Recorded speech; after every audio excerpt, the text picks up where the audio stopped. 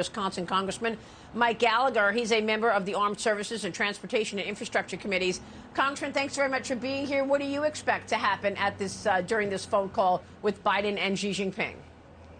Well, my hope is that President Biden stands up in the face of growing communist intimidation and coercion. I mean, we're seeing it play out with this Speaker Pelosi trip to Taiwan.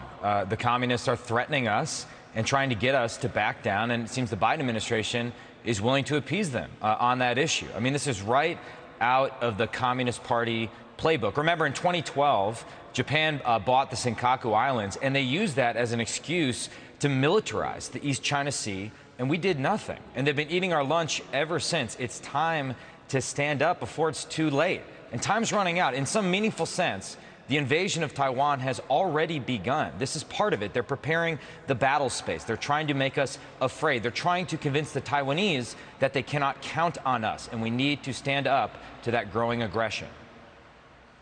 Yeah, I'm glad you mentioned this intimidation and bullying by the CCP, because a source sent me a letter from the Chinese embassy complaining about House Minority Leader Kevin McCarthy and why he met with the Taiwanese ambassador last week. We have pictures of the meeting that the China task force had, led by Kevin McCarthy. We know. Here's what the Chinese embassy says.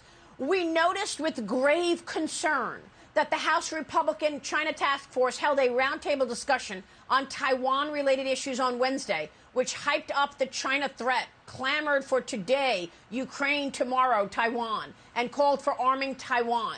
And then they go on to say, we hope that Leader McCarthy could strictly abide by the U.S. one China policy and the stipulation in the 3 joint communiques between China and the U.S. earnestly implement the U.S. government's commitment that it does not support Taiwan independence. So there's your bullying right now, talking to the leader of the GOP about his meeting with the ambassador of Taiwan.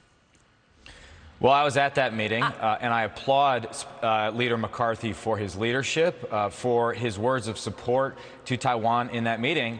And the One China policy talks about resolving issues with Taiwan peacefully. It is the Chinese Communist Party which is abrogating existing policy by increasingly turning to military intimidation and economic coercion. Such coercion is also a violation of the Taiwan Relations Act, and the Taiwan Travel Act explicitly says it's the policy of our government to encourage such interactions between high-level officials like the one that Kevin McCarthy was engaged in. Again, it's CCP bullying. This is what they do. They're trying to export their model of total techno-totalitarian control around the world. They are by far our biggest threat, and it's going to be up to Republicans when we take back the House to start holding them accountable for origins of COVID, for fentanyl, like you mentioned, and stand up in defense of Taiwan.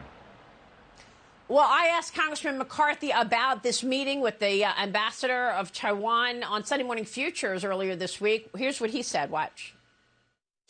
We met with Taiwan. Why did we meet with the ambassador of Taiwan? Because there's one thing we have learned. A military makes you strong, but dependency makes you weak. He's delaying weapons from being sent to Taiwan. Let Taiwan defend themselves. Let's make sure China does not invade Taiwan. And let's not allow China to dictate where any American citizen goes to meet any others. If that is the case, should we dictate that China should not be coming to America or to other countries as well? And yet, Congressman, you hear President Biden pretty much suggesting that Nancy Pelosi should not go to Taiwan. The military now saying maybe it's not a good idea because the CCP is promising consequences if the Speaker of the House visits Taiwan. Is she going to go? I hope she doesn't back down. As I've said before, though I disagree with Speaker Pelosi on almost every issue, and I won't be sad to see her go come the next Congress, on this issue, she actually does have a long track record, going back to Tiananmen Square, of being willing to criticize the Chinese Communist Party and stand up to Taiwan. I suspect the president at some point, rather than just throwing the hot potato to the Pentagon, is actually going to have to get involved and will probably call Pelosi to tell her to back down. I hope she doesn't. This is a separate branch of government. Article 1, what should be the dominant branch of government. And quite frankly, the executive branch has no business telling us where to travel. It's not like she's taking a C-130 and parachuting into a war zone armed with harpoons and howitzers. Any American can get on a plane and fly to Taiwan, all right? This is wholly appropriate for her to go, and I urge her to not cancel the trip. Well, why then is Joe Biden so soft on China policy and rolls over for everything Xi Jinping wants? He's now considering lifting the tariffs. He hasn't brought up the issue of the origins of COVID. They won't allow us in to do a real investigation on the origins of COVID-19. 1 million Americans are dead. When are we actually going to find out how this happened? What about the fentanyl? 100,000 Americans are dead because of this fentanyl, and it's made in China. How come Joe Biden won't bring this stuff up?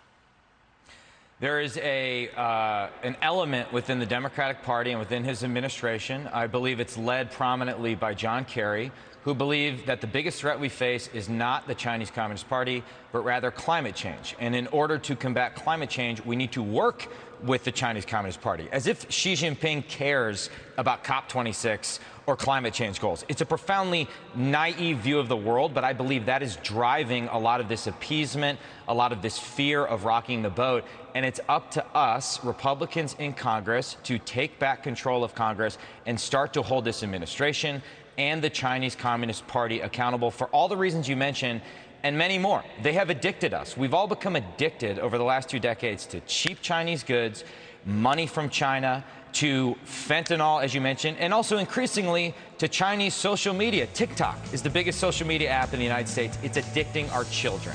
We have to stop it. Yeah, great point. Congressman, thanks very much for weighing in on all of that. We'll keep watching that. Mike Gallagher in D.C. this morning. Thank you, sir. We'll be right back.